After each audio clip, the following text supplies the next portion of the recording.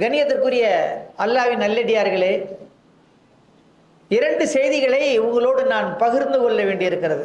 இந்த வாரத்தில் நடந்த ரெண்டு முக்கியமான நிகழ்வுகள், ரெண்டுமே பெரிய செய்தி தான். அதில் முதல் செய்தி உங்களுக்கு தெரியும், உலகமே விழித்திருந்து பார்த்த அந்த உலக கால்பந்தாட்ட போட்டி. ஆக இறுதி சுற்றிலே அர்ஜென்டினாவும் ஸ்பெயினும் மோதுகின்றன. அதிலே அர்ஜென்டினா தோற்கிறது, ஸ்பெயின் ஜெயிக்கிறது. நீங்கள் கேட்கலாம், போட்டினா யாராவது ஒருத்தர் ஜெயிக்க தானங்க செய்வாங்க அப்படின்ட்டு. ஆனால் இது சாதாரணமாக பார்க்கப்படவில்லை. ஏன் உலக முஸ்லிம்களால் ஸ்பெயினுடைய வெற்றி கொண்டாடப்பட்டது அப்படிங்கிறத நம்ம புரிஞ்சுக்கணும். ஏன்னா அர்ஜென்டினா ஆரம்பத்தில் இருந்தே இஸ்ரேலுக்கு ஆதரவாக இருந்தார்கள், நெத்தனியாவுடைய நண்பனாக கருதப்பட்டார். ஆனால் ஸ்பெயின் ஆரம்பத்திலே இருந்து ஒடுக்கப்பட்ட மக்களின் பக்கம், நசுக்கப்பட்ட மக்களின் பக்கம், விளிம்பு நிலை மக்களின் பக்கம், சமூக நீதிக்காக போராடக்கூடிய பாலஸ்தீன மக்களின் பக்கம் அவர்கள் இருந்தார்கள். ஆரம்பத்திலேருந்து அப்படிதான் இருந்தாங்க. ஆக அந்த அடிப்படையிலே அந்த மைதானத்திலே பாலஸ்தீன கொடியை ஏந்தியவாறு இளம் வீரர் லெமின் யமான் அவர்கள் சென்ற பொழுது உலகமே கைகோஷத்தால் கரகோஷத்தால் நிறைந்ததை நாம் பார்க்கின்றோம். ஆக ஏன் கைத்தட்டி எல்லாரும் வரவேற்கிறாங்க? என்ன காரணம்? ஆக பாலஸ்தீனத்துக்கு ஆதரவாக அவர்கள் நிற்கிறார்கள், பாலஸ்தீனத்திற்காக குரல் கொடுக்கிறார்கள். ஆக எங்கே சமூக நீதி மறுக்கப்படுகிறதோ அவர்களோடு நாங்கள் இருப்போம் அப்படிங்கிறத பகிரங்கமான முறையில் சொல்றாங்க. அது எங்க போய் சொல்றாங்கன்னா அமெரிக்கால போய் சொல்றாங்க. அதான் இங்க பார்க்க வேண்டிய ஒன்று. அமெரிக்க அதிபர் திகைத்து போய் பார்த்து கொண்டிருக்கிறார். பார்த்தோமா இல்லைங்களா? ஆக அன்புக்குரியவர்களே, அதுல பாத்தீங்கன்னா அந்த லெமின் யமாலுடைய அந்த விளையாட்டு துரிதமான விளையாட்டு, அற்புதமான பாலை நகர்த்தி கொண்டு போகக்கூடிய விதம் உலக ரசிகர்கள் எல்லாரையுமே கவர்ந்தது அப்படிங்கிறத பார்க்கிறோம். அதுல என்ன ஒரு செய்தி இருக்குன்னா, வெற்றி பெறாங்க. அந்த ஃபைனல் கோல், வெற்றி பெறுவதற்கான ஃபைனல் கோலை லெமின் யமால் எடுத்து கொடுக்கிறாரு. அதை கோலுக்கு தள்ளப்படுகிறது.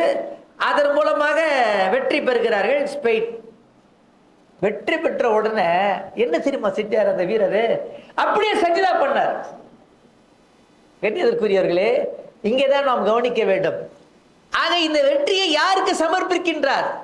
அல்லாஹ்வுக்கு சமர்ப்பிக்கின்றார்.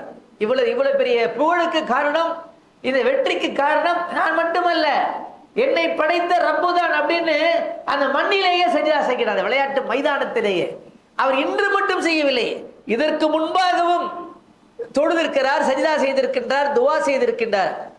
வெற்றி பெற்ற உடனே ஒரு எல்லாத்துக்கும் ஒரு பெரிய வெளிச்சம் கிடைக்கும் இல்லையா, விளம்பர வெளிச்சம். அப்போ ஊடக நண்பர்கள் போய் கேட்குறாங்க, நீங்க எப்போ அழுத்தத்தை உணர்ந்தீர்கள்? ஏன்னா ஃபைனலாக இருக்கும்போது அப்படியே டைம் ஆகிட்டே இருக்குது, இன்னும் கொஞ்சம் தான் இருக்குது, இன்னும் அடுத்த பால்ல ஆட்டம் முடிந்து விடும் அப்படின்னும் போது எல்லாத்துக்குமே ஒரு அழுத்தம் வரும். இப்போ கிரிக்கெட்டை எடுத்துக்கிட்டீங்கன்னா அந்த ஃபைனல் இது போடுறாங்க இல்லைங்களா, அந்த 6 பால்ல, அதில் என்ன ஆகுனா ஒவ்வொரு பால் போகும்போதும் ஒரு யுகமாக தெரியும். அப்போ அந்த ஊடக நண்பர் கேட்கின்றார், நீங்க அப்போ அழுத்தத்தை உணர்ந்தீங்களே, எப்போ உணர்ந்தீங்க? அவர் என்ன தெரியுமா சொன்னாரு? எனக்கு ஒரு அழுத்தமும் கிடையாது. அப்படி அழுத்தத்தை உணர்ந்தவங்க யாரு தெரியுமா? என்னை பெற்ற தாய். 16 வயசுல எங்க அம்மாவுக்கு கல்யாணம் ஆச்சு. என்னை பெறுவதற்காக அவள் பட்ட பாடு இருக்கிறதே, அவள் பட்ட அழுத்தம் இருக்கிறதே, அதுதான் அழுத்தம். என்னை வளர்ப்பதற்காக என் தந்தை கிடைச்ச வேலையெல்லாம் செஞ்சார். எந்த வேலை யார் கொடுத்தாலும், ஏன்னா மனைவியை காப்பாற்றணும், பிள்ளைய காப்பாற்றணும் அப்படின்றதுக்காக என்ன செஞ்சாரு? அவர் வேலை செஞ்சாரு. பார்த்தீங்களா, அவரு தான் அழுத்தம். எனக்கு ஒன்றும் அழுத்தம் இல்லை. எனக்கு உள்ள கடமை என்னன்னு கேட்டீங்கன்னா, இதுல வெற்றி பெற்று இந்த நாட்டுக்கு இந்த வெற்றியை சமர்ப்பிக்க வேண்டும், அது மட்டும்தான் எனக்கு பொறுப்பாக இருந்ததை தவிர இதுல அழுத்தம் என்பது எனக்கு இல்லை அப்படிங்கிறார். கண்ணியத்திற்குரியவர்களே, அந்த விளையாட்டு மைதானத்தில் பார்த்தீங்கன்னா அம்மாவும் வந்திருக்கிறாங்க, தம்பியும் வந்திருக்கிறாங்க. பல பேர் என்னன்னு கேட்டிங்கன்னா, சாதாரணமாக இருக்கும்போது அம்மா கூட வருவாங்க, அம்மா தான் கொண்டு போய் ஸ்கூல்லலாம் விடுவாங்கன்னு வைங்களேன். வளர்ந்து பெரியாளாகி ஒரு பெரிய அதிகாரி ஆகிட்டுன்னு வச்சுக்கோங்க, அம்மாவை எங்கேயும் கூட்டிகிட்டே வரமாட்டார். எங்கேயும் அறிமுகப்படுத்துவதை அவமானமாக கருதுவார்கள், வெட்கப்படுவார்கள். இவங்க போய் எனக்கு அம்மாவா? ஏன்னா கண்டிப்பாக அவங்க படிச்சிருக்க மாட்டாங்க, அவங்க ஒரு சாதாரணமாக இருப்பாங்க. நான் உயர்ந்த பதவியில் இருக்கிறேன், உயர்ந்த அந்தஸ்தில் இருக்கிறேன், எனவே இதுதான் உங்க அம்மாவா என்று மற்றவர்கள் முன்னால் நான் என்னை தாழ்த்தி பார்த்து விட கூடாது அப்படிங்கிறதுக்காக வேண்டி என்ன பண்ண மாட்டாங்கன்னா அம்மாவை கூட்டு வர மாட்டாங்க, அம்மாவை காட்ட மாட்டாங்க. அப்படியே தப்பி தவறி அம்மா எங்காவது வந்தா கூட திட்டி அனுப்பி விடுவார்கள். ஆனால் லெமின்யாமா என்ன செஞ்சாரு? எங்க அம்மா அப்படிங்கிறார். அது மட்டும் என் தம்பின்றார். ஒரு சின்ன பையன் பொடியன், அவன் எந்த அளவுக்கு, அதாவது அவன் கோலே போட்டதில்லை, விளையாடவே இல்லைங்க, சின்ன பொடியங்க. அப்ப அந்த பொடியனை வந்து உலக மீடியாக்கள் எல்லாம் கவர் பண்றாங்க, அந்த அளவுக்கு அவன் பண்ற சேட்டைகள் எல்லாம். ஆக ஒரு அண்ணன் தம்பி, அதாவது தம்பி உடையான் படைக்கு அஞ்சான் அப்படின்னு சொல்லுவாங்கல்ல, அதை புரிஞ்சுக்கணும்னா ஸ்பெயினுடைய வீரர் லெமின் யாமால போய் பார்க்கணும். அவ்வளோ ஒரு பாசம், அந்த பையனை தூக்கி கொஞ்சிறாரு, அந்த பையனோட வளம் வர்றாரு. எந்த அளவுக்கு அந்த பையன் வந்து ஈர்க்கப்பட்டிருக்கிறான்னா, பொர்சு பக்கத்தில் இப்ப வந்துகிட்டு இருக்கேன் ஜும்மாக்க வேண்டி, அங்க அந்த பையனுடைய கட்டோட வச்சிருக்கிறாங்க. எவ்வளவு பெரிய விஷயம் பாருங்க, அந்த சின்ன பொடியனுடைய படத்தை இங்க நம்ம தானாட்டில் வச்சிருக்கிறாங்க. கண்ணியத்திற்குரியவர்களே, ஆக அதிலிருந்து நாம் பெறக்கூடிய படிப்பனை என்னன்னு கேட்டீங்கன்னா, அந்த வெற்றி பெற்ற பிறகு அந்த அணியினர் தெளிவாக ஒன்று சொன்னாங்க, நாங்கள் வெற்றி பெற்றா எங்களுடைய தனிப்பட்ட வெற்றி கிடையாதுங்க, எங்க அணியினுடைய வெற்றி அப்படிங்கிற. இதுதான் வந்து ஒரு பண்பட்ட அணிக்கான முத்திரை வாக்கியமாக நான் கருதுகிறேன். ரொம்ப பேர் என்ன பண்ணுவாங்கன்னா, தோல்வி அடைஞ்சா எல்லாம் எவனுமே சரியில்லைங்க, நாங்கள் என்னங்க பண்றது, எங்களுக்கு ஒத்துழைப்பு கிடைக்கல அப்படின்னு சொல்லுவாங்க. வெற்றி வரும்போது அது கேப்டனாக இருக்கக்கூடியவரோ அல்லது அதிகமான முதல்ல விளையாட்டுல பங்கு பெற்றவரோ அதிகமான சாதனை புரிந்தவரோ, ஆமா நான் தான் காரணம், நான் எவ்வளவு கஷ்டப்பட்டேன் தெரியுமா, எவ்வளவு பயிற்சி பெற்றேன் தெரியுமா அப்படின்னு நினைச்சுவாங்கன்னா தங்களுக்கு சொந்தமாக்கி கொள்வார்கள். ஆனா ஸ்பெயின் என்ன சொல்லிச்சு அப்படின்னு கேட்டீங்கன்னா, இந்த வெற்றிக்கான அடிப்படை எங்களுடைய வீரர்கள். எல்லாருமே இணங்கி போனாங்க. சகோதரர்களே பாருங்க, எப்பவுமே ஒரு ஜமாத்தாக இயங்கும் போது, ஒரு கூட்டமைப்பாக இயங்கும் போது கண்டிப்பாக வெற்றி கிடைக்கும் அப்படிங்கிற அந்த ஹதீஸை உணர்ந்துக்கணும்னா, எதுல்லாஹி ஃபவுக்குல் ஜமா அப்படிங்கிற ஹதீஸை நம்ம உணர்ந்துக்கணும்னா இந்த கால்பந்தாட்ட மைதானம் தான். பாத்தீங்கன்னா அழகா என்ன செய்வாங்க, பால் எடுத்து கொடுப்பாங்க. அவன் என்ன எடுத்து கொடுக்கறது, நான் என்ன போடுறது, அது என்னமே வராது. கைக்கு பால் வருதா, காலுக்கு பால் வருதா, நம்மை நோக்கி வருகிறதா அப்படி பார்த்து என்ன பண்ணுவாங்கன்னா கோலை போடுவதில் நமக்கு கவனம் இருக்கும். எல்லாருடைய கவனமும் அந்த கோலை கொண்டு போய், அந்த கோல்ல கொண்டு போய் என்ன செய்யணும், அந்த இலக்கில கொண்டு போய் பாலை போடணும். அதான் என்ன இருக்குமே தவிர யார் அடிக்கிறா, யார் தேர்ந்து வருது, யார் நமக்கு எடுத்து கொடுக்குறாங்க, அவன் யாரு எப்படிப்பட்டவன் என்ற சிந்தனையே வராது. கண்ணியத்துக்குரியவர்களே, ஆக சமுதாயமாக செயல்படக்கூடிய நாம், ஜமாத்தாக செயல்படக்கூடிய நாம், நமக்கு அந்த எண்ணம் இருக்கிறதா?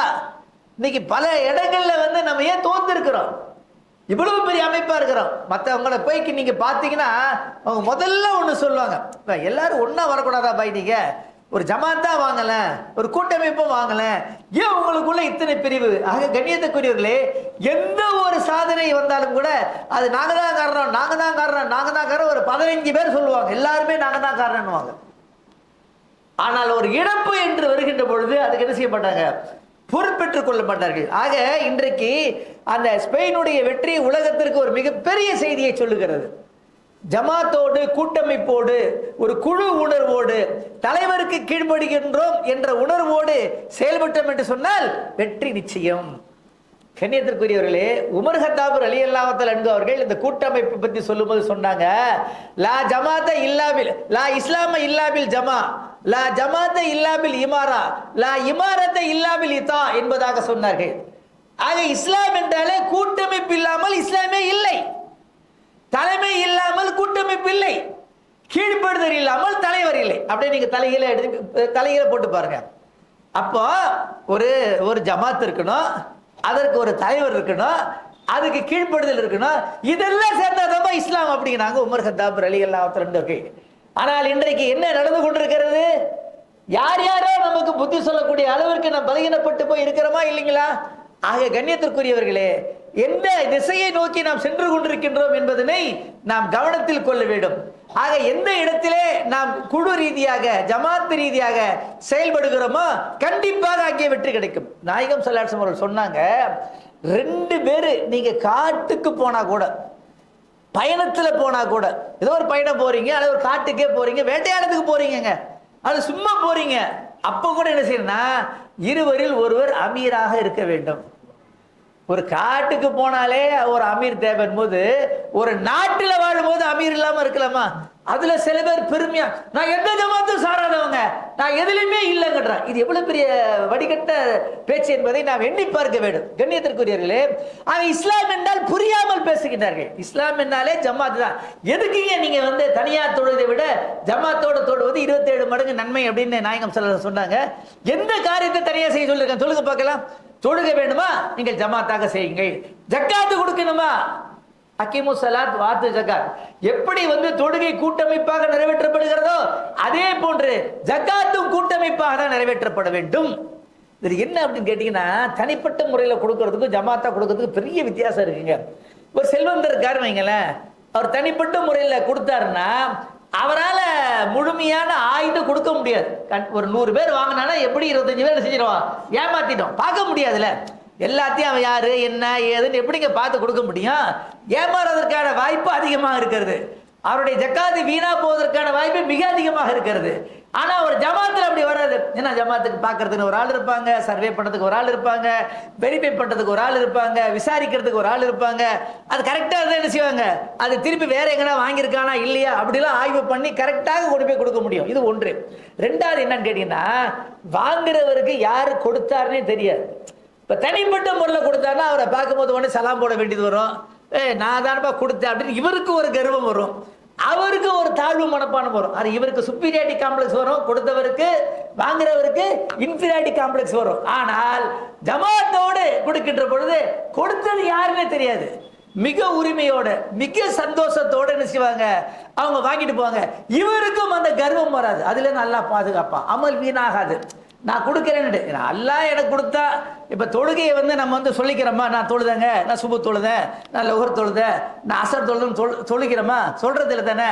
நோம்பு சொல்றோமா, நான் இத்தனை வருஷமா நோம்பு பிடிக்கிறேங்க, சுனத்து நோம்புலாம் பிடிச்சிருக்கிறேன், நஃபில் நோம்பு பிடிச்சிருக்கேன், சொல்றது இல்லை தானே.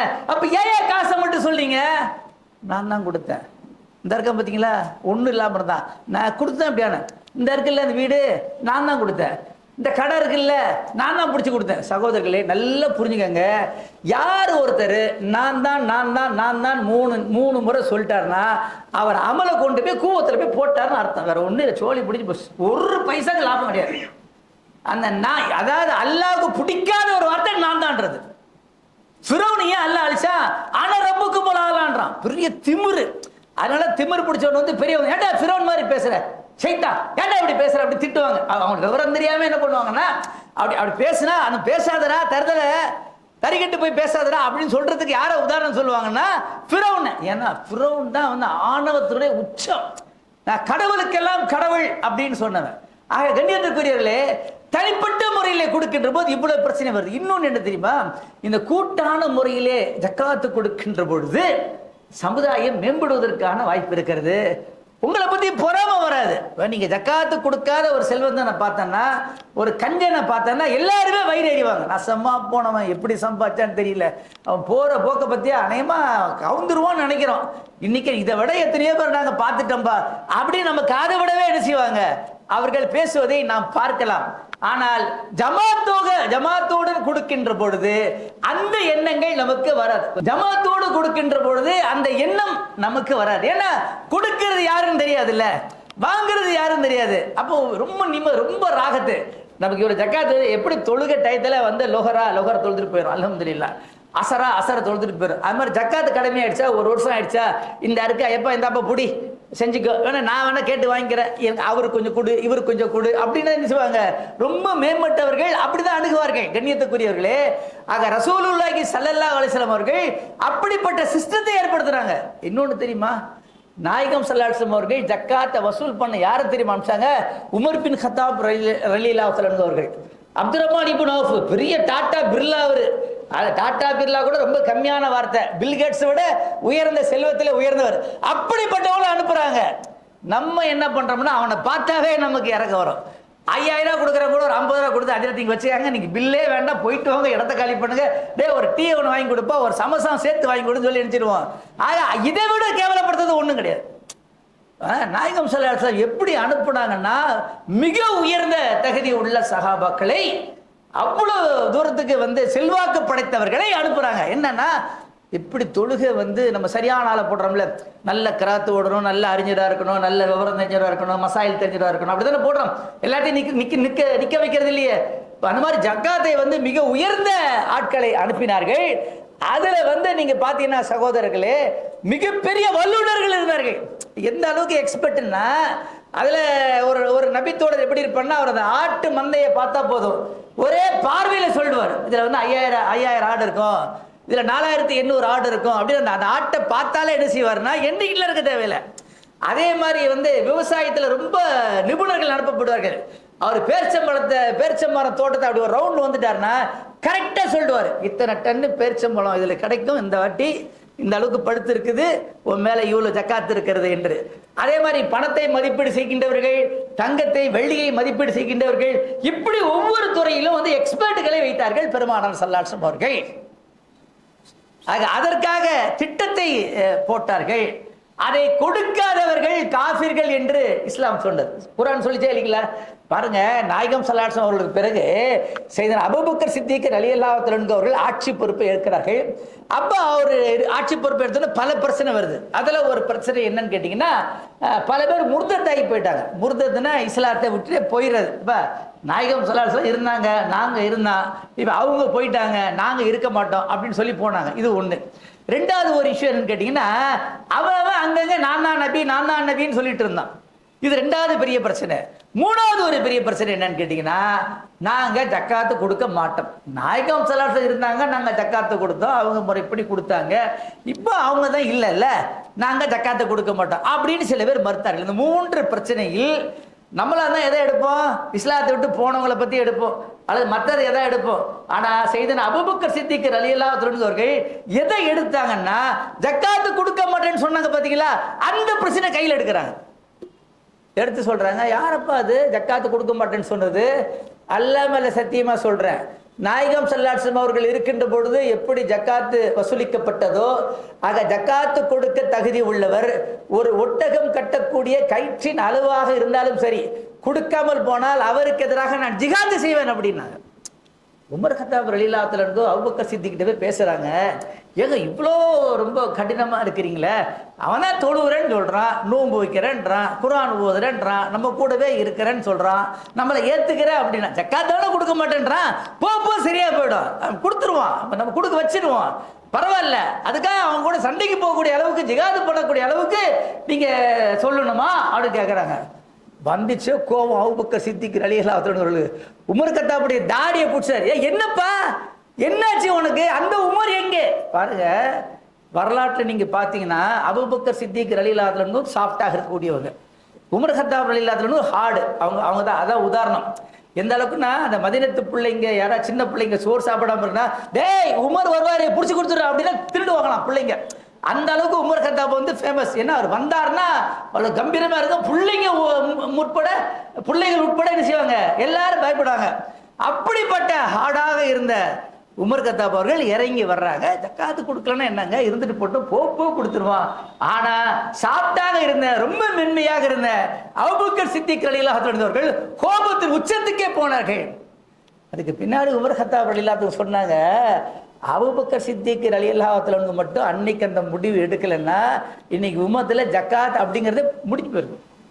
இதை கற்பனை பண்ணி பாருங்க, அன்னைக்கு மட்டும் சரி கொடுத்தா கொடுங்கப்பா, கொடுக்காட்டி போங்க, கொடுக்குறவங்க கொடுங்க, அப்புறம் பார்த்துக்கலாம் அப்படின்னு விட்டு இருந்தாங்கன்னா இன்னொரு சப்ஜெக்டே என்ன செஞ்சிருக்காது, அது இல்லாமலே போயிருக்கும். ஆக கண்ணியத்திற்குரியவர்களே, அபூபக்கர் சித்திக் ரலியல்லாஹு தஆலா அவர்கள் அன்றைக்கு மிக உறுதியாக இருந்து அந்த ஜக்காத்து கொடுக்கக்கூடிய அந்த சிஸ்டத்தை அவர்கள் ஏற்படுத்தினார்கள். அதற்கு பிறகு உமர் கத்தாப் ரலியல்லாஹு தஆலா அவர்கள் அந்த ஜக்காத்தினுடைய சிஸ்டத்தை அமல்படுத்துவதற்கு 36 விதமான செக்ஷன்கள் ஆபீசர்கள் போட்டிருந்தாங்க. எவ்வளவு பெரிய விஷயம் பாருங்க. இதான் நம்ம கற்பனை பண்ண முடியுதா? கண்ணியத்துக்குரியவர்களே, சிந்தனை செய்து பார்க்கணும். அப்போ உமர் கத்தாபுடைய ஆட்சி அதிகாரம் அவ்வளவு சிறப்பாக இருந்தது. 10 லட்சம் சதுர மைல் அளவுக்கு உள்ள மிகப்பெரிய சக்கரவர்த்தியாக, முடிசூடா மன்னனாக, அதே நேரத்தில் மக்கள் பிரதிநிதியாக என்ன செய்தாங்க, கலீஃபாவாக இருந்து உமர் கத்தாப் ரலியல்லாஹு தஆலா அவர்கள் ஆட்சி புரிஞ்சாங்க. அப்போ அந்த ஆட்சியில அவருக்கும் முஆத் பின் ஜபல் ரலியல்லாஹு தஆலா யமன் நாட்டுக்கு அனுப்புறாங்க. 2 பேருக்கு இடையில ஒரு உதாரணம், 2 பேருக்குள்ள ஒரு டயலாக் நடக்குது. அங்க ஜக்காத் வசூல் பண்ணப்படுகிறது. யார்? முஆத் பின் ஜபல். அவங்க சொல்றாங்க, கலிஃபா அவர்களுக்கு மெசேஜ் கொடுக்குறாங்க, இந்த மாதிரி ஜக்காத் இவ்வளோ அமௌண்ட் இருக்குதுங்க, நான் அனுப்பவான்னு கேட்குறாங்க. அதாவது ஜக்காத்துடைய சட்டம் என்னன்னு கேட்டிங்கன்னா, எங்கே வசூல் செய்யப்படுகிறதோ அங்கே தான் கொடுக்கணும். அதை கொடுத்துட்டு மிச்சம் இருந்தால் தான் அடுத்ததை பார்க்கணும். அப்போ அந்த அடிப்படையில் அவர் என்ன சொல்கிறாருன்னா, அவர் செய்தி கொடுக்குறாரு, இந்த மாதிரி எங்கிட்ட இவ்வளோ ஜக்காத்து மிச்சம் இருக்குதுங்க, நான் அனுப்பிடவான்னு கேட்குறாரு. உமர் கத்தாப்பு கேட்குறாங்க ரலியல்லாஹு அன்ஹு அவர்கள், எல்லாத்துக்கும் கொடுத்தாச்சா? ஆமாம், எல்லாத்துக்கும் கொடுத்தாச்சுங்க. யாருக்கெல்லாம் ஜக்காத்து கொடுக்கணுமோ, இன்னம சதகாத்தில் ஃபுக்கராயி வல் மசாக்கின வல் ஆமிரீன அலைஹா வ முல்லஃபத்தில் குலூப் வ காரிபீன் வ ஃபீ சபீலில்லாஹ் வ பினி சபீல் என்று அல்லாஹ் எதெல்லாம் சொல்கிறான்னா, இவங்களுக்கும் சட்டம் புரியும், அவங்களுக்கும் சட்டம் புரியும். அப்போ எல்லாத்தையும் கொடுத்தாச்சுங்க, இனிமேல் பாக்கியே இல்லைங்க. உமர் கத்தாப் ரலியல்லாஹு அன்ஹு சொல்கிறாங்க, யாராவது கடன் வாங்கியிருந்தாங்க, நல்லா கவனிங்க, பர்சனலாக அவன் வீட்டுக்காக வேண்டிய, கடைக்காக வேண்டிய, வியாபாரத்துக்கு கடன் வாங்கினானா அந்த கடனை குடியாச்ச கவர்மெண்ட் சார்பா, அந்த கடனை அரசாங்கம் சார்பாக நீ கொடுத்துரு அப்படிங்கிறாங்க. ஜக்காத்தில் செலவு பண்ணிடுறாங்க. அவங்க சொல்றாங்க, இல்லைங்க அப்படிலாம் யாரும் இல்லை, கொடுக்குற நிலைமையில தான் இருக்கிறாங்க, வாங்குற நிலைமையில யாருமே இல்லை. ரெண்டாவது சொல்றாங்க, சரி அங்கே இளைஞர்கள்லாம் கல்யாணம் முடிக்கிறது கொஞ்சம் சிரமப்பட்டு இருந்தாங்கன்னா மகர் கொடுப்பதற்கு நமக்கு அப்படின்னு தலைகீழ இருக்குது. எப்படிங்க, நம்மள வாங்கி தானே பழக்கம், கொடுத்தே பழக்கம் இல்லையே. எங்கள் தாத்தா வாங்கினாங்க, எங்கள் பாப்பா வாங்கினாங்க, நான் வாங்கினேன், என் பையன் வாங்கினேன், இப்போ என் பேரனுக்கு நான் அக்ரிமெண்ட் போட்டிருக்கேன்னு தானே பேசிகிட்டு இருக்கோம் இன்னைக்கு. ஆக நமக்கு கொடுத்து பழக்கம் இல்லை. ஆனால் இஸ்லாமிய அடிப்படையில் கொடுக்கறது தான். அப்போ உமர் கத்தாப் ரலியல்லாஹு அன்ஹு சொல்கிறாங்க, அந்த கொடுப்பதற்கு யாருக்காவது வசதி குறைவாக இருந்துச்சுன்னா ஜக்காத் அமௌண்ட்லேருந்து நீ எடுத்து கொடுப்பா அப்படிங்கிறாங்க. அவர் சொல்கிறாரு, இல்லைங்க அப்படி யாருமே இல்லைங்க, நான் அனுப்பிடுறேன். உமர் கத்தாப் ரலியல்லாஹு அன்ஹு சொல்றாங்க, சரி வையா பார்க்கலாம். சுப்ஹானல்லாஹ், ஜக்காத் அமௌண்ட் நிரம்பி வழிகிறது கண்ணியத்துக்குரியவர்களே. ஆனால் இப்போ நீங்கள் பார்த்தீங்கன்னா ஒவ்வொரு ரமலானுக்கும் டெய்லி ஒரு ஆள் கூட சொன்னால் தப்பு, ஒவ்வொரு வக்துக்கும் ஒரு ஆள் வராங்க, அஸ்ஸலாமு அலைக்கும் அஸ்ஸலாமு அலைக்கும் அஸ்ஸலாமு அலைக்கும் அஸ்ஸலாமு அலைக்கும், நான் அந்த ஊர்லேருந்து வரேன், நான் இந்த ஊர்லேருந்து வரேன். இந்த பாடு ரமலான் மாதத்தில் இந்த மாதிரி ஆலிம்களையும் மோதினார்களையும் அல்லது குடும்ப தலைவர்களையும் தெரு தெருவாக அலையவிடுகின்ற சமுதாயத்திற்கு அல்லாஹ்வுடைய ரஹமத்தும் பரக்கத்தும் எப்படியும் இறங்கும். கொஞ்சம் கற்பனை பண்ணி பாருங்க. எந்த பாதிரியாவது கிறிஸ்மஸ்ல போய் பிச்சை எடுக்கிறத பார்த்துருக்கீங்களா? எந்த சாமியாராவது தீபாவளி பொங்கல்ல போய் காவிய உடைய போட்டு தெரு தெருவா போறதை பார்த்துருக்கிறீங்களா? ஆனால் ரமலான் ஃபுல்லா நீங்க பார்க்கலாம். எல்லா பள்ளிவாசலையும் பார்த்தீங்கன்னா ஆண்கள் இருப்பாங்க, பெண்கள் இருப்பாங்க, குழந்தைங்க இருப்பாங்க, வயசாளி இருப்பாங்க, முதியோர் இருப்பாங்க, நோயாளி இருப்பாங்க.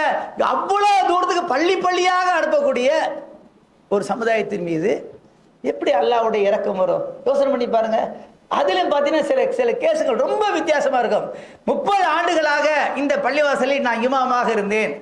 3 குமரு, இந்த குமரை 2 பேரை கரையேற்றிட்டேன், இன்னொருத்தர் கரையேற்ற வேண்டியிருக்குது, அதுக்காக உங்களால் நான் உதவி செய்யுங்கள். கீழே பார்த்தீங்கன்னா பிரசிடென்ட்டு, செக்ரட்டரி ரப்பர் ஸ்டாம்ப் போட்டு கையெழுத்து போட்டு லெட்டர் பெல்ல. நான் என்ன கேட்குறேன், 30 வருஷமாக உங்கள்கிட்ட இமாமா இருந்தாரு, நீ எதுக்கு அங்கே பள்ளிவாசல முத்தவல்லியா செக்ரட்டரியாக இருந்து தொலைக்கிற? விட்டுட்டு போக வேண்டியது என்ன? உங்க கூட உள்ள ஒரு ஆளுக்கே நீங்க கொடுக்க முடியலன்னா எதுக்குப்பா உங்களுக்கு ஒரு நிர்வாகம்? இப்படியா தெரு தெருவா போய் பிச்சை எடுக்க விடுறது? அந்த அளவுக்கு உங்கள்ட்ட இல்லையா? அவங்களை என்னன்னு பாக்குறதுக்கு இல்லையா? அப்ப என்ன நம்ம மார்க்கத்தை என்ன புரிந்து கொண்டு இருக்கின்றோம்? கண்ணியத்துக்குரிய அதெல்லாம் அபுல் கலாம் ஆசாத் ரஹிமஹுல்லாஹி அலைஹி சொல்றாங்க, இந்தியாவில் மட்டும் பாதி பேராவது, முழுசா வேண்டாம், இப்போ 20 கோடி பேர் இருக்கிறாங்க முஸ்லீம்கள்ல, 10 கோடி பேர் ஜக்காத் கொடுக்க தகுதி உள்ளவங்களா இருப்பாங்க, ஒரு 5 கோடி பேர் கணக்கு போட்டு கொடுத்தாங்கன்னா அடுத்த 10 ஆண்டுகளில் ஜக்காத்து வாங்குவதற்கு தகுதி உள்ள ஒரு முஸ்லீம் கூட இருக்க மாட்டார்.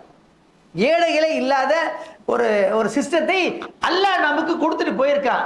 அதை விட்டு போட்டு நம்ம என்ன பண்ணிருக்கிறோம்னா கையேந்தி கொண்டிருக்கின்றோம். ஆக கண்ணியத்துக்குரிய சகோதரர்களே, நாம் நினைத்து பார்க்க வேண்டும். இஸ்லாம் மிகச் சிறந்த ஒரு முன்னுதாரணத்தை நமக்கு ஏற்படுத்தி விட்டு போயிருக்கிறது. ஆக அன்றைக்கு தன்னுடைய பிரச்சனை மட்டுமல்லாமல் சமுதாயத்தை பற்றி சிந்தித்தார்கள், நாட்டை பற்றி சிந்தித்தார்கள். ஆனால் இன்றைக்கு நம்முடைய முஸ்லிம்கள் என்ன செய்து கொண்டிருக்கின்றார்கள் பார்க்கின்றோம். அன்னைக்கு ஒரு கேஸ் வருது, நீதிபதி உச்ச நீதிமன்ற நீதிபதி சூரியகாந்த் இருக்கிற தலைமை நீதிபதியா, அவர் வரும்போது ஒரு பார்த்துட்டு ஒரு விமர்சனம் பண்ணார். என்னையா இந்த இளைஞர்கள் வேலை இல்லாம கரப்பாம்பூச்சி மாதிரி ஒட்டுண்ணி மாதிரி இருந்துக்கிட்டு சமுதாயத்தை சீரழிக்கிறாங்க அப்படின்னு போற போக்கில் ஒரு வார்த்தை சொன்னார். அவ்வளவுதான் பிடிச்சிட்டான். எந்த வார்த்தையை சொன்னியோ அதால அடிக்கிறம்பான்னு சொல்லிட்டு உடனே கரப்பாம்பூச்சி ஜனதா பார்ட்டின்னு வச்சுட்டான். அது பிஜேபிக்கு கவுண்டரா அவர் ஒரு சும்மா போற போக்கில் சொன்னதை அவரை கிண்டல் பண்ணக்கூடிய இடத்துல என்ன பண்றாங்கன்னா ஒரு போஸ்டர் போட்டாப்ல. யாரு? அபிஜித் ஜிப்கே அப்படின்னு சொல்லக்கூடிய ஒரு ஒரு நெட்ல இருக்கக்கூடியவர், ஒரு ஐடி ஃபீல்ட்ல இருக்கக்கூடியவர், அமெரிக்காவில் இருக்கிற நம்ம நாட்டு நம்ம ஊருக்காரர் தான் வைங்களேன். ஆக அப்படி போட்ட உடனே என்ன ஆகுதுன்னா மக்களுடைய ஆதரவு பெறுகிறது. லட்சக்கணக்கான மக்கள் திரட்டுறாங்க, தெருவுக்கு வர்றாங்க. என்ன நடக்குது? இன்னைக்கு டெல்லியில் ஒரு மாசமா என்ன நடந்துகிட்டு இருக்குது? சென்ற மாதம் 20ஆம் தேதி என்ன பண்றாங்கன்னா, அந்த வாங்சுக் அப்படின்னு சொல்லக்கூடிய ஒருத்தர் உண்ணாவிரதம் இருக்கிறார்.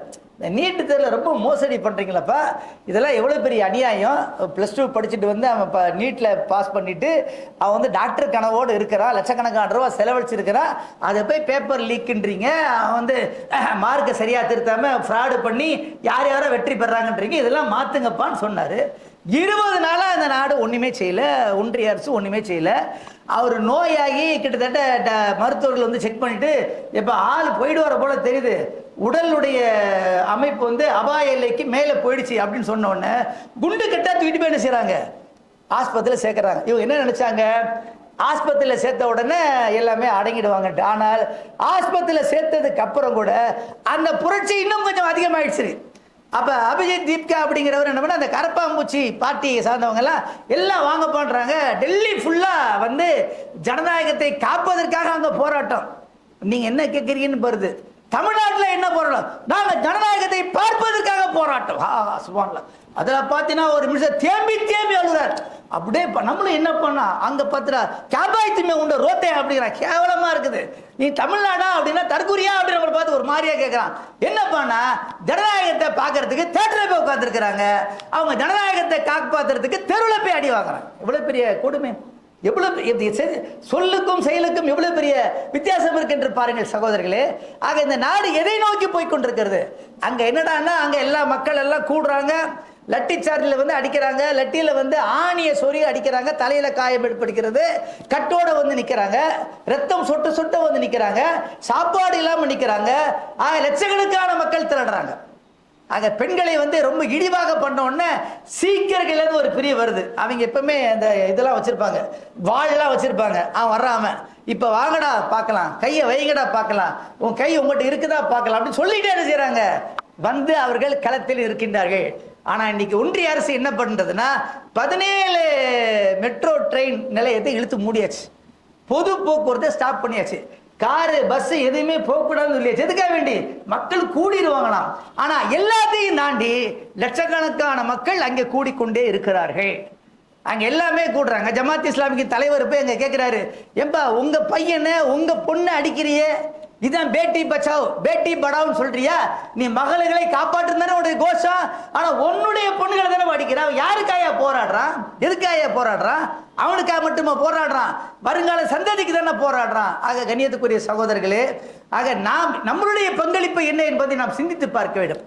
இன்றைக்கு உலகமே இந்தியாவே ஒரு கட்டத்தை நோக்கி நிற்கின்ற பொழுது இந்தியாவில் உள்ள எல்லாருமே எங்க போகிறார்கள். அது மட்டும் இல்ல, இந்தியா முழுவதும் அதற்கான விதைகள் தூவப்பட்டிருக்கின்றன. இன்னைக்கு நம்ம பார்க்கிறோம். நேற்று பார்த்தீங்கன்னா பம்பாயில அந்த கல்லூரி மாணவர்களை ஒரு வேன்ல அள்ளி போட்டு போறா, ஒரு பெண்மணி வர்றா, அப்படியே ஷால் போட்டு வர்றா ஒரு பெண்மணி, நடு ரோட்ல வந்து அந்த அந்த போலீஸ் வாகனத்தை மறிக்கிறாள், போகக்கூடாது அப்படிங்கிறா. அதை தாண்டி போக முயற்சி பண்ண முடியல அவனால, அப்படியே கையை வச்சுட்டு தடுக்கிறாரு, ஒத்த கையை வச்சு தடுக்கிறான். நீங்க ஞாபகம் உங்களுக்கு இந்த ஆயிஷா வந்து புர்காவை இது பண்ணும்போது அந்த ராணுவத்தை பத்தி இதுக்கு மேல ஒரு அடி எடுத்து வைத்தால் ஒரு விரலை நோக்கி நீட்டுவான், பார்த்திருப்பீங்க நீங்க.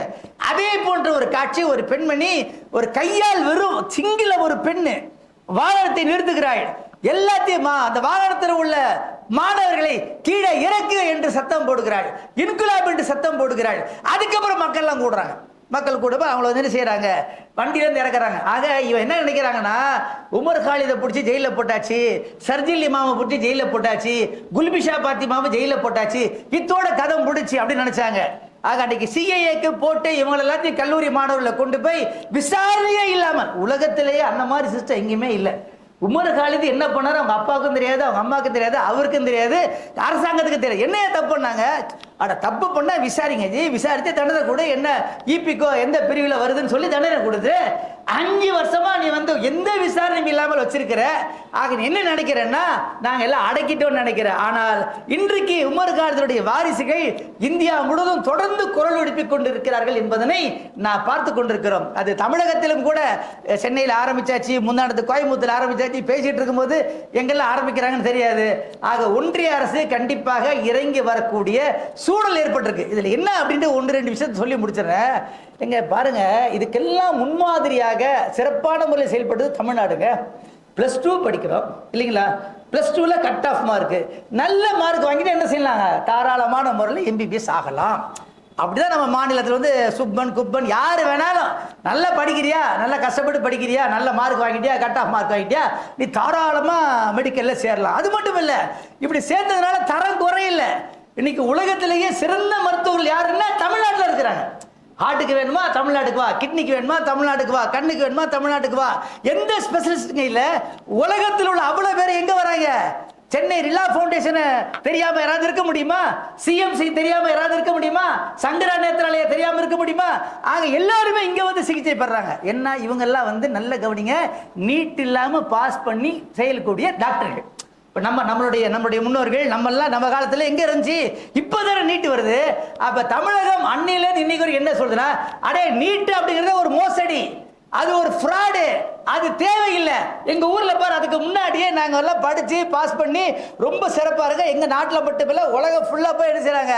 தமிழக மருத்துவர்கள் வந்து முத்திரை பைத்துக் கொண்டிருக்கிறார்கள் அப்படின்னு. இப்பதான் வடநாட்டில் அது விளங்கி இருக்குது. வடநாட்டில் இப்போ என்ன முன்னிலையில் வைக்கிறாங்கன்னா, என்ன வைக்கிறாங்கன்னா, இப்போ அந்த நீட்டு தேர்வில் மோசடி பண்ணாது. அது நீட்டு தேர்வு வேணான்னு சொல்ல, நீட்டு தேர்வு மோசடி பண்ணாத, அதனால வந்து எங்களால் சமாளிக்க முடியல. அந்த பேப்பர் வந்து என்ன செய்யுது? கொஸ்டின் பேப்பர் லீக் ஆயிடுறது, கேள்வி பேப்பர் லீக் ஆயிடுது, அதை இல்லாமல் ஆக்கு. ஆக இப்போ வந்து அதை நம்மளுடைய நிலைமைகள்லாம் பார்த்து பார்த்து வடநாட்டு மக்களும் புரிந்து கொள்ள ஆரம்பித்து விட்டார்கள். இல்லை, இது வந்து ஒரு பெரிய மோசடி தான், இது இல்லாமே இருக்கலாம் அப்படின்னு தனியார் மயமாக்கலை எதிர்த்து இன்றைக்கு மிகப்பெரிய வீரியமாக இன்னைக்கு டெல்லி சென்று கொண்டிருக்கிறது ஜனநாயகத்துக்காக. ஆக தமிழகமும் ஜனநாயகம் சொல்லிக்கொண்டு நம்ம ஏதோ ஒரு தரிகட்ட ஒன்றை செய்து கொண்டிருக்கின்றோம். இது வரலாறு பதிவு செய்து கொண்டிருக்கிறது. ஆக குறிப்பாக நாம் ஈமான் கொண்ட நாம் சத்தியத்தோடு நிற்க வேண்டும், அசத்தியத்தின் பக்கம் நிற்கக்கூடாது, சமூக நீதியின் பக்கம் இருக்க வேண்டும், கல்வியின் பக்கம் இருக்க வேண்டும். இன்னொரு தகவல், தமிழகத்தில் 356 கவர்மெண்ட் ஸ்கூலை மூடியாச்சு. இன்னும் தொடர்ந்து பல பள்ளிக்கூடங்கள் மூட போறான். ஆக அரசாங்க பள்ளிகளை மூடுன்னு என்ன கேட்டீங்கன்னா, தொடர்ந்து படிப்பதற்கு எல்லாத்துக்கும் வாய்ப்பு கிடைக்கும். எல்லாரும் நகரத்தில் இல்லைங்களாங்க, கிராமத்தில் கவர்மெண்ட் ஸ்கூல் தானே. ஆக கவர்மெண்ட் ஸ்கூலை இழுத்து மூடினாங்கன்னா என்ன ஆகும் கேட்டீங்கன்னா, படிப்பு விகிதம் குறையும், டிராப் அவுட் அதிகமாகும், அடுத்து பல்வேறு சோசியல் ப்ராப்ளங்கள் என்ன செய்யும், அதன் மூலமாக வருவதற்கு வாய்ப்பு இருக்கிறது. ஆக கண்ணியத்துக்குரியவர்களே, இஸ்லாம் என்று சொன்னால் ஏதோ தொழுகை நோன்பு மட்டும் அல்ல, சமுதாயத்தை சீர்திருத்தக்கூடிய மிகப்பெரிய பொறுப்பு இருந்தது. நபிமார்கள் எல்லோரும் அந்த பணியை செய்தார்கள். யாமருகும் பில் மாரூஃப் வ யன்ஹாகும் அனில் முன்கர் என்பதாக நாயகம் ஸல்லல்லாஹு அலைஹி வஸல்லம் அவர்கள் செய்த பணியை பற்றி திருக்குர்ஆன் சுட்டிக்காட்டுகிறது.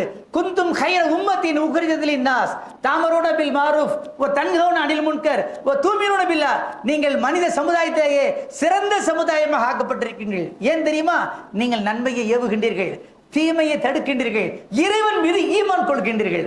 ஆக நன்மையை ஏவி தீமையை தடுக்கக்கூடிய பணி மிக முக்கியமான பணி. எல்லாம் அல்ல அல்லாஹ் சுப்ஹானஹு வ தஆலா கைர உம்மத்தாக, சிறந்த உம்மத்தாக, சமுதாயத்திற்கும் நாட்டிற்கும் வழிகாட்டக்கூடிய உம்மத்தாக நம் அனைவரையும் ஆக்கி வைப்பானாக. வாழும் பொழுதும் ஈமானோடு அல்லாஹ் நம்மை வாழ செய்வானாக. மௌத்தா போகும்போதும் ஈமானோடனே அல்லாஹ் நம்மை மௌத்தாக்குவானாக. மறுமையில எழுப்புகின்ற பொழுதும் ஈமான்தாரிகளோடு எழுப்புவானாக. நம்முடைய முன்னோர்களுடைய பாவங்களை மன்னிப்பானாக. நம்முடைய குடும்பத்தாரை நம்முடைய கண்களுக்கு குளிர்ச்சியாக அல்லாஹ் ஆக்கி வைப்பானாக.